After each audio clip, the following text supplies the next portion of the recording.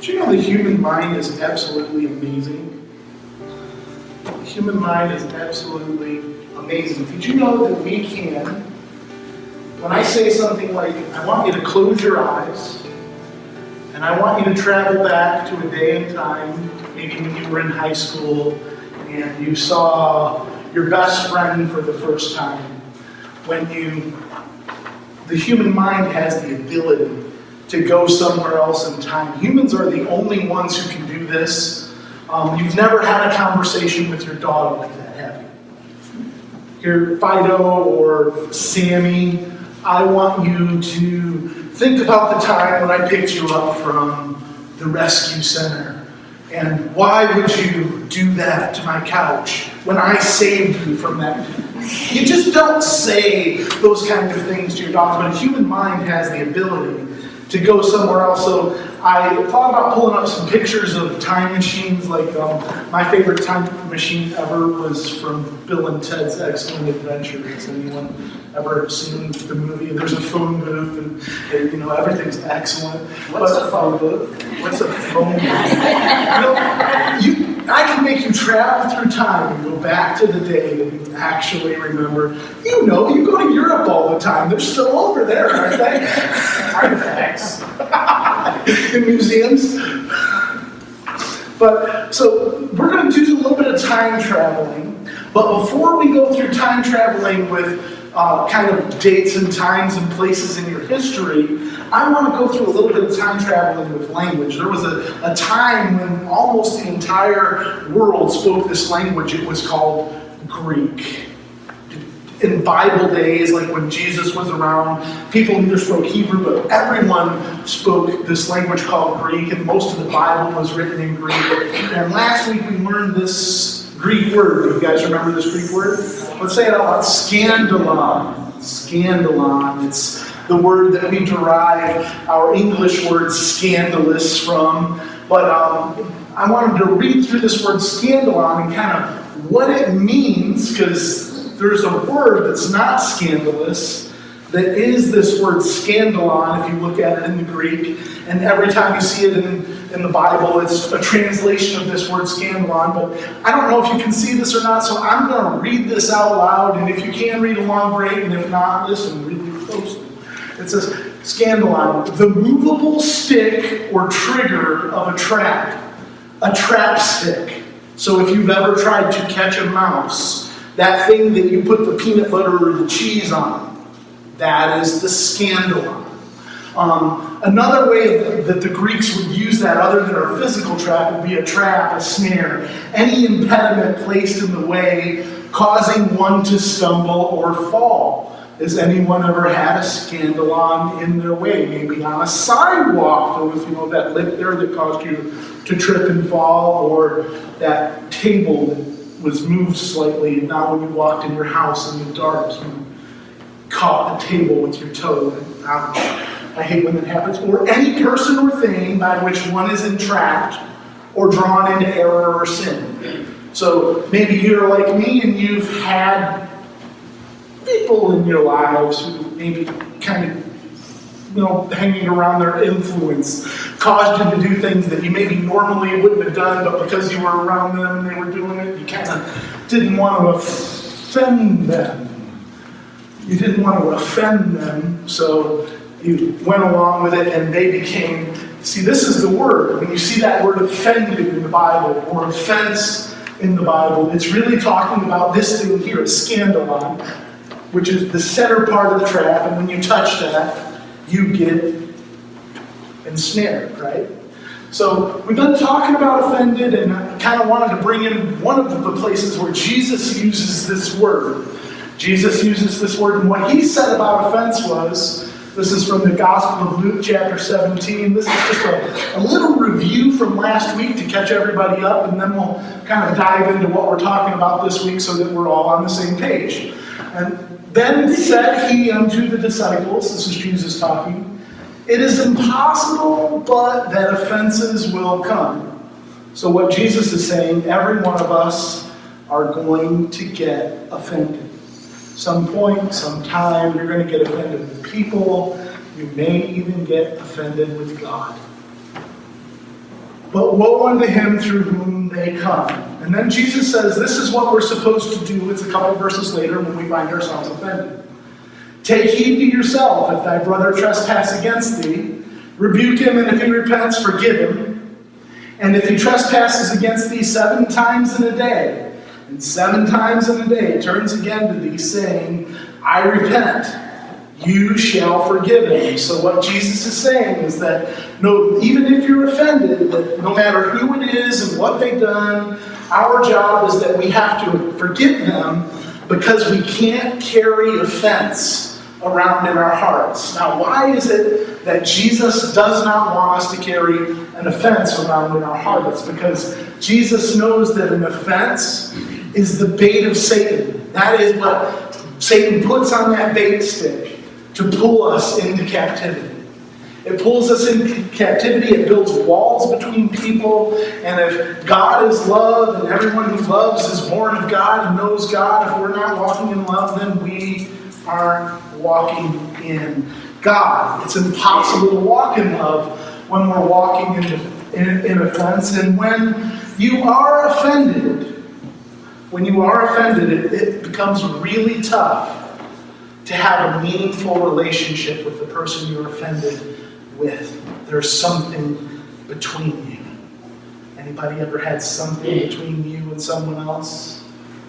Yeah, it happens all the time. It happens I wish the church were immune from it. It happens in church all the time.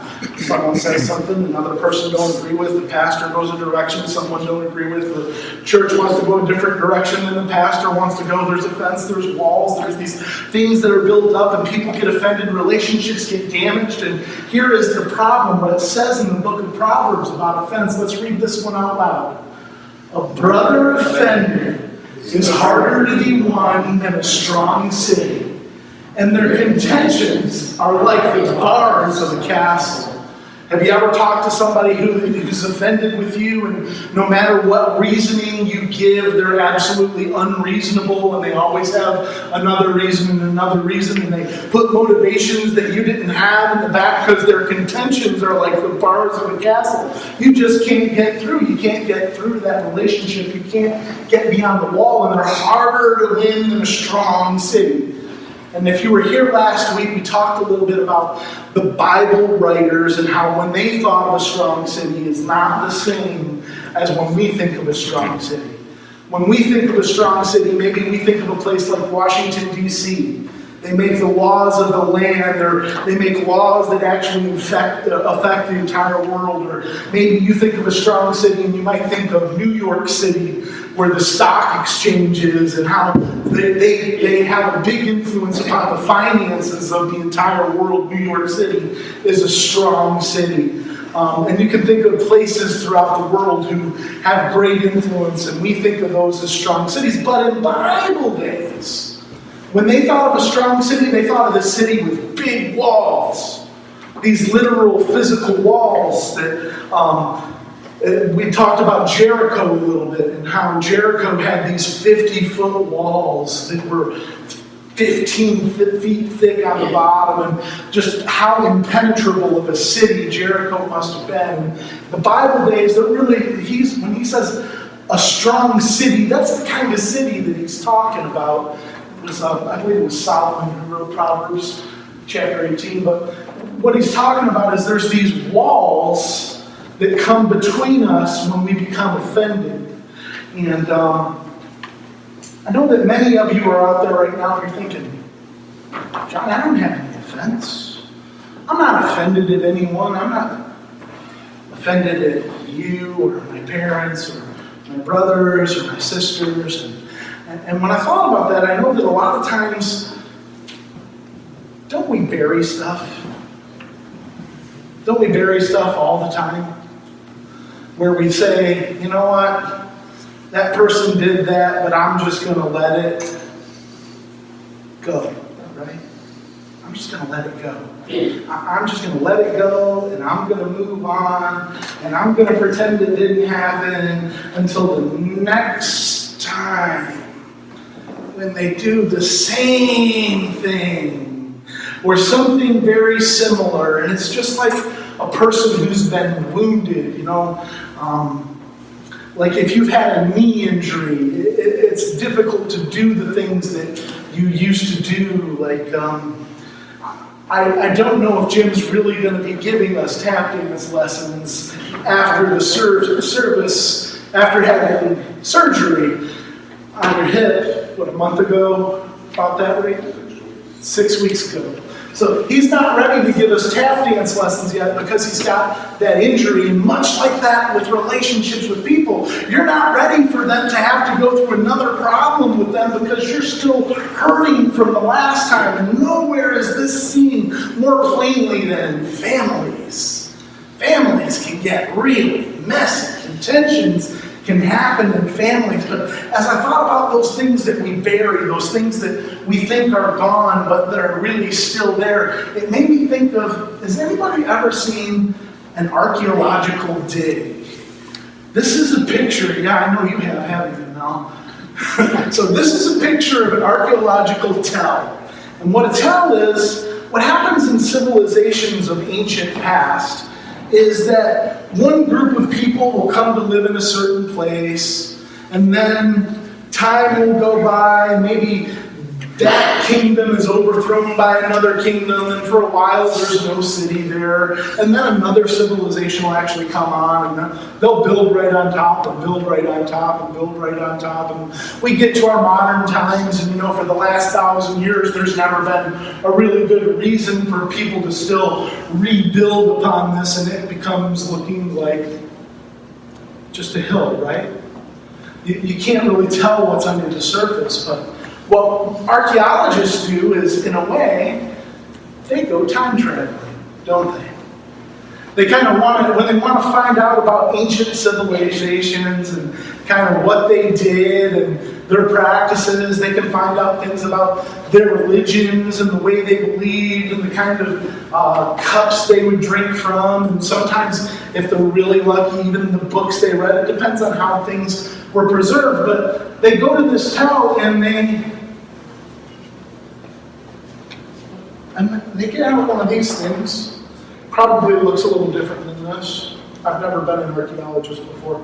You guys aren't buying that I'm an archaeologist right now, are you? No. Okay, so hold up. Let me try. How about now? I thought about, putting up something like Michigan or John, but I thought everybody from Ohio might be offended. So if I were to go out on that tell and I were to start to dig, and they dig really, really slow, and they have a lot of different tools that they use, things that after they get close to stuff, they put the shovels down and they get out these dusters and these brooms and they start to find these little things inside the tell. But the tell, from the outside, it looks like that, but from the inside, this is a model of what the Jericho tell would have looked like. And I kept it here just because it's Jericho, but I found one that kind of fits where I'm going here. You see these walls that are underneath that tell? They're much like our walls, right? If you were looking at them from the outside, it might just look like a hill. Or maybe you'd see just this little part of the wall. But if you were to dig down, you'd find the history of that wall that's there. And much like our walls that are in our head, those things that break our relationships with people. You remember this month we've been talking about love, right? So what breaks love? How do we get offended? And that's kind of where I wanted to go this week, was to trace the history of an offense.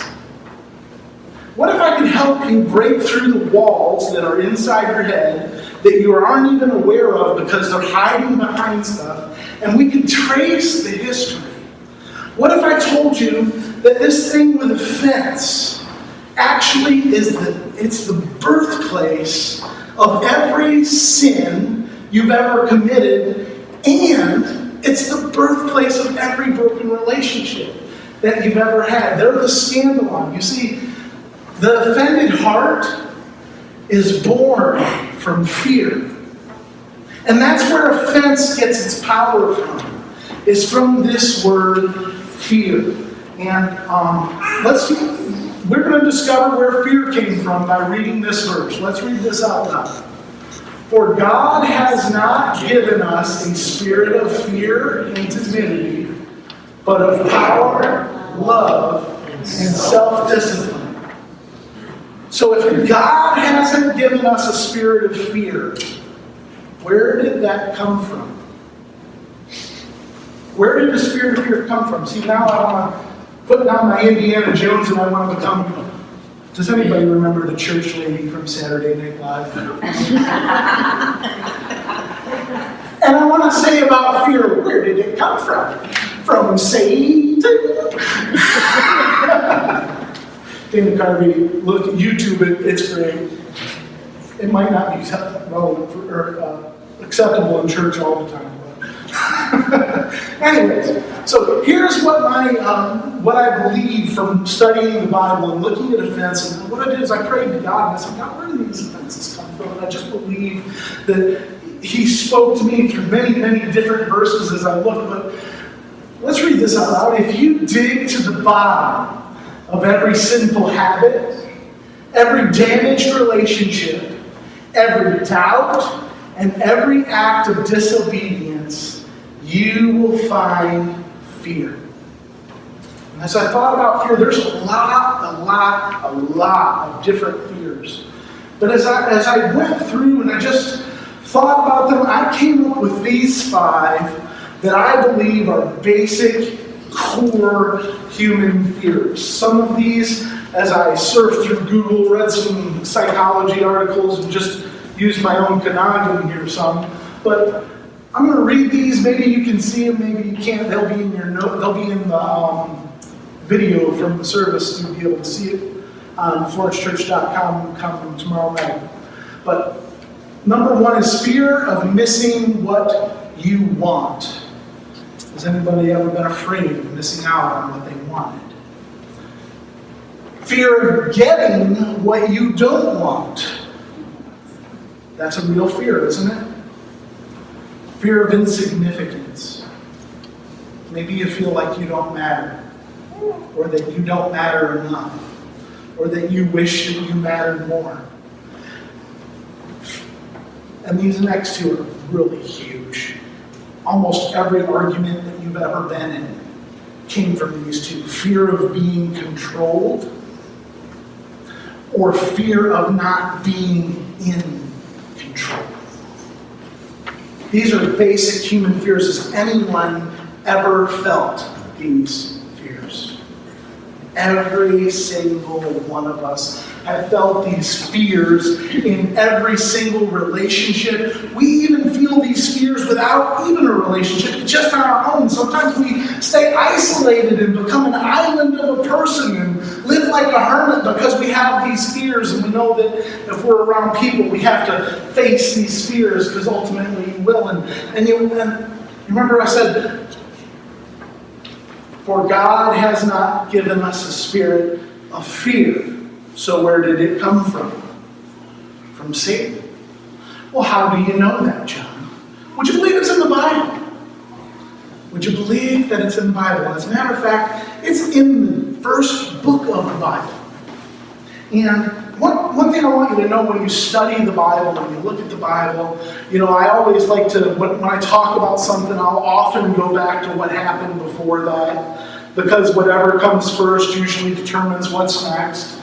Whenever there's something that's mentioned in the Bible, and it's the first time that it's mentioned, every time that it's mentioned after that, it kind of gives you that, it wants you to go back to where you heard it first to get that context. And where we hear of this problem with sin entering the world, and I'm going to show you how it came through fear, we go all the way back and we rewind the clock all the way back to Adam and Eve. Adam and Eve. Okay, so that's where we're going to go, and let's read these verses out loud. I think there's 3 or 4 of them here from the beginning of Genesis chapter 3. Let's read out loud. The serpent was the shrewdest of all the wild animals the Lord God had made. One day he asked the woman, "Did God really say you must not eat from the fruit of any of the trees in the garden?" "Of course we may eat from the trees in the garden," the woman replied. "It's only the fruit from the tree in the middle of the garden that we are not allowed to eat. God said, you must not eat of it or even touch it. If you do, you will die." I'm going to go a little bit further. This is a preview for next week too, but I'll get into that later. "You won't die," said the serpent. The serpent replied to the woman. "God knows that your eyes will be opened as soon as you eat it, and you will be like God, knowing both good and evil." So you guys remember those fears. So God knows that your eyes will be open as soon as you eat it, and you will be like God, knowing good and evil. Fear of missing out what you want to do. Fear of getting what you don't want. Fear of insignificance. Fear of being controlled. Fear of being in control. So here's Satan planting these fears in the heart of Eve. In the heart of Eve, he's planting these fears that maybe God doesn't love her. Maybe God's holding back something from them. And Eve's response was, the woman was convinced. She saw that the tree was beautiful and its fruit looked delicious. And she wanted the wisdom it would give her. So she took some of the fruit and ate it. Then she gave some to her husband who was with her, and he ate it too. There was a lot of fear that was happening within these moments, these fears that God's holding back, fear that I'm going to miss out, fear that there's something that I want that I won't get, so I'm going to do what I'm not supposed to do so that I can have what I can't have. Does it sound like anything that ever happened in any adulterous relationship? Does it sound like anything that ever happened in any kind of theft or embezzlement case, right? There's a fear that they won't get what they want, so they take what they want in response to that fear. And we as humans do it all the time. You know you're not walking in love when any decision that you make harms someone else to better yourself. Anyone ever made a decision that was somebody else's bad to make you good? Anyone ever showed up on the job every day and worked harder than everyone else because when that promotion came, they wanted it to be theirs? And day after day after day, you show up and you outwork every single person around you. Sometimes it works for your good, and sometimes it don't. And when it don't, you're pretty disappointed, right? And there becomes a break in that relationship, and there's a wall that's formed, and sooner or later, you either leave or stay miserable there for a long, long, long, long time. It happens in marriages, it happens in relationships with siblings and friends. And we get in these fears and they cause this break. But God is calling us to not live in fear, but to live in love. And when we're letting it go, He wants us to really let it go, because our eyes are not focused on what happened to us, but what Jesus has done for us. I gave you this as homework last week, 1 John 4:18. It was homework last week. Anybody read it? No one? Man, you guys are bad at homework. Just like I was in high school. Let's read this out loud. Such love has no fear, because perfect love expels all fear. If we are afraid, it is for fear of punishment. And this shows that we have not fully experienced His perfect love. Let's read the other part. Perfect love expels all fear. If we're walking in perfect love, we will lose all fear. We will actually do things that showing up, working hard every day, not because we're trying to get that promotion, but just because we believe that's going to be the best thing for the company that we work for. That's a revolution, isn't it? Those of you who are employers, don't you wish every employee was like that? Some of you would be employers if every employee was like that. You don't want to own a business because you can't find good help, right? But looking out for the best interest of the person, whoever it is that you're loved. Because here's what I believe the Bible is saying there. Let's read this out loud. The opposite of love is not hate. The opposite of love is fear. And you could also a synonym for that. The opposite of life. Wrestle with that last word. Do I make it the opposite of love is fear or being offended? See, fear is the root. Offended is the fruit. Fear is the root. Offended is the fruit. So I don't want you to be eating this fruit that you don't understand why it's destroying your life and not understand the root that it's coming from. The root is fear that you allow in your life. And there is no fear in love. So I thought about how do I give some steps so that we can practically apply what it is that we've learned today. Anybody learn some stuff and you wonder, well, how do I make that work in my life? So we're going to do some learning how to make this work in our lives. Learning how to use this knowledge that fear creates sinful patterns, that fear breaks relationships, that fear is the thing that causes divisions between people, between parents and children, between husbands and wives. We're going to learn how to overcome our fears. Anybody want to learn some steps? Let's learn some steps. These are easy steps. I hate acronyms, but I decided to use one. Does anybody recognize what this is happening on this word? Love is turned upside down, right? Love is turned upside down and it's falling into a trap. So whenever you find yourself about to become offended, which is pretty easy to do, lots of people are offensive, aren't they? Lots of people say and do things that should offend you. Lots of people inconvenience you. But if you want to dig down, if you want to be that archaeological dig into your soul, into your spirit, and find out how do I stop that from happening? How do I stop that from happening? I'm going to give you some tools. The E is for evaluate. Here's what we're going to do right here, right now. I want you to think about the last time that somebody caused you to sin. The last time you were angry, the last time you found yourself in lust, the last time, just the last time. Let's evaluate. I'm going to give you a couple seconds. I want you to get one in your head. Maybe it was an argument with your children. Maybe it was an argument with a clerk at a store. The last time. All of us have some time, right? None of us are perfect, hopefully. Okay, we all have it. You got that in your head? I want you to now verify. What was it that they did?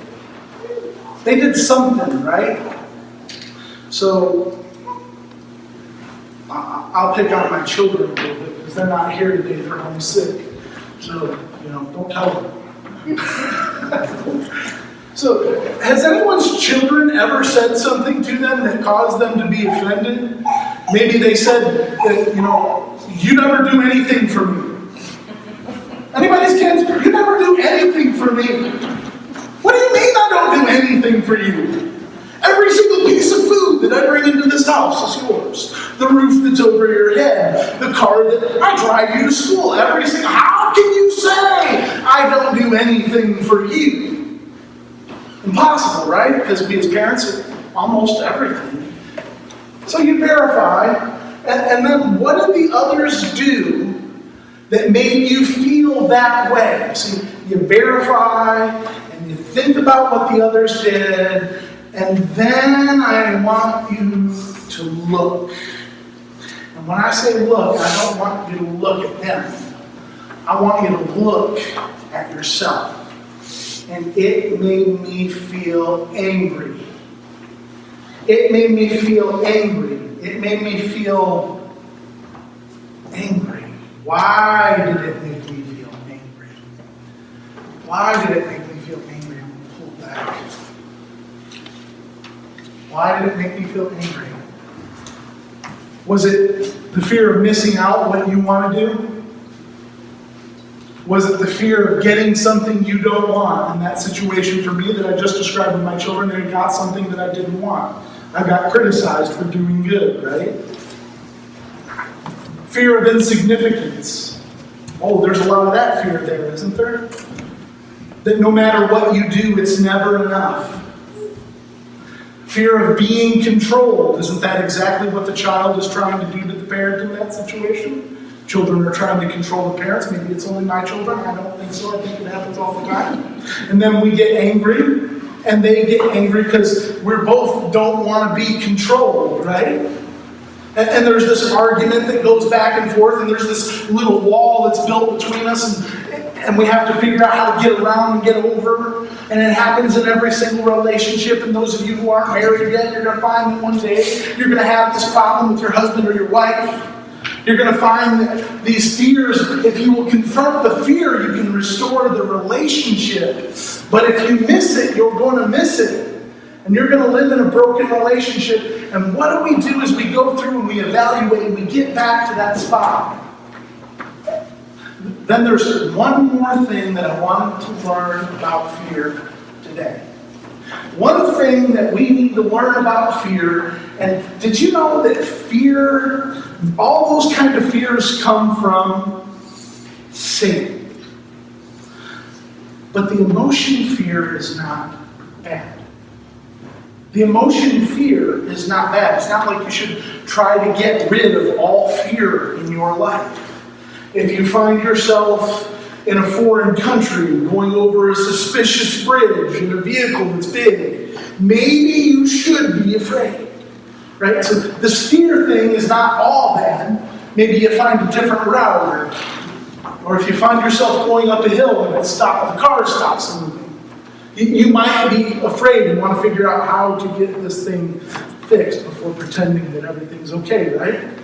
Yeah, okay. So there are things to be afraid of. Maybe you find yourself in a compromised situation, dark place. There are things to be afraid of. Fear is not bad of itself, but those core fears that break relationships and break people are bad. But there is one fear that is the greatest fear of all, that'll cause you to fix every single relationship, that'll cause you to not be stuck. There's one fear. Anybody want to know what that fear is? Let's read it. Proverbs 9:10. Read out loud. The fear of the Lord is the foundation of wisdom. Knowledge of the Holy One results in good judgment. So there is a good fear. The fear of the Lord is the beginning of wisdom. So if we fear God, here's what I want you to understand, that we don't want to let those core fears rule our lives, because we're more afraid of missing out on what God has for us. It's not that I'm afraid of God and I'm scared of Him. And there are people who have that kind of fear of the Lord. They're afraid of God. They're afraid of punishment. But you remember what it said in 1 John.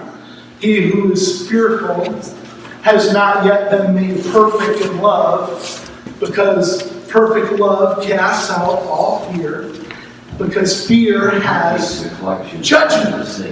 So if you're walking in love, if you're walking in complete love, and you have this wisdom of the Lord, your fear isn't going to be that you missed. Your fear is going to be that God loves me, and He wants all of my relationships to be great. He wants me to thrive in every single area.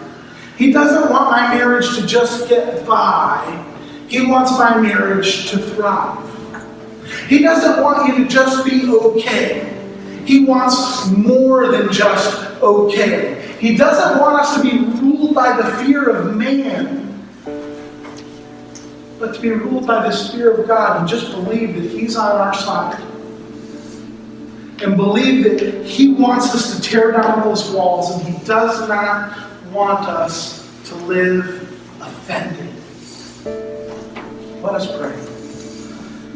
Heavenly Father, we come before you in the name of Jesus, and Lord, I pray that all around this room is, even we're thinking about those situations where we're offended. Offended at our families, offended at our friends, offended at our co-workers, offended at our bosses. Lord, that you would help us to flip love back the right way and do whatever we can to reconcile those relationships. And maybe talk to the person that we sinned against and be able to have that conversation that says, you know, I'm sorry that I blew up at you, but I was afraid. I was afraid I was being taken advantage of. I was afraid that I didn't get what I thought I deserved. I was afraid that I was going to get something that I didn't deserve. But to deal with honesty, God, and touch all those fears and have them be cast out, just like you said, Lord. For you have not given us a spirit of fear, but of power, and love, and a sound mind. Because the fear of the Lord is the beginning of wisdom. In your name, Lord Jesus, we pray.